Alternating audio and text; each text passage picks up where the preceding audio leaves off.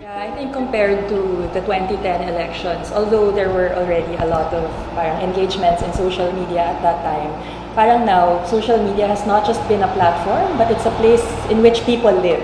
It's a place where people not just say what they want to say, but it's a place where they create their own realities. I think in terms of the number of people who were directly engaged, not just getting information online, but actually making their views felt, was very, very high in this election compared to the previous two ones. Compared to the 2010 and 2013 elections, we can say that social media have been maximized by the candidates either for good reason or for not so good reasons. I would say that in the previous elections, people were getting information but were not engaged. What's particularly interesting and different in this election is the increased credibility and currency of alternative blogs as sources of information.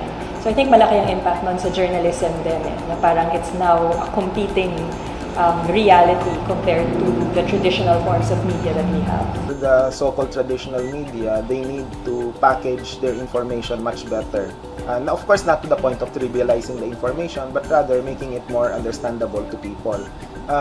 We have to go back to the basics in journalism. And sometimes when it comes to accuracy, we only talk about, we are more preoccupied with factual accuracy. What we miss out would be the contextual accuracy. We have to combine both. The report that we have should be both contextual and factual in terms of accuracy. First, the good news is that engagement has increased. The bad news is that a lot of people say that the engagement was very toxic. It was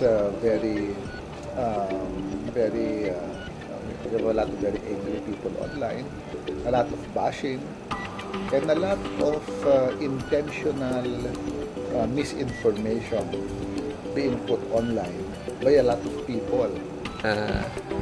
Close to half of Filipinos have access to at least one social media platform, be that Twitter, Facebook, or Instagram.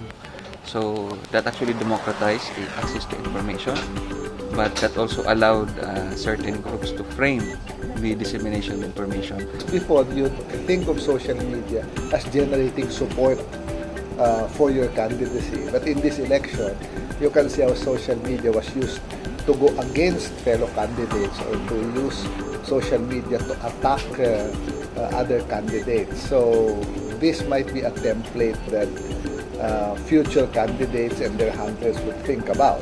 I think in the next elections, when the penetration of social media usage will continue to increase in the Philippines, maybe 50 to 60%, or majority of Filipinos may access to this. More and more people would be able to get information through their cell phones anytime of the day, and more people are able to add information regarding what candidates do, whether that's tuwad na daan or whatever it's that. They can post that in social media, and it will shape the terrain of public discourse, the contestation of power in the next elections. I think because of the impact of social media on the candidacy, for example, of Duterte, I think in the next elections, the political strategists of the candidates will have to figure out how to use social media differently than it was used in this election.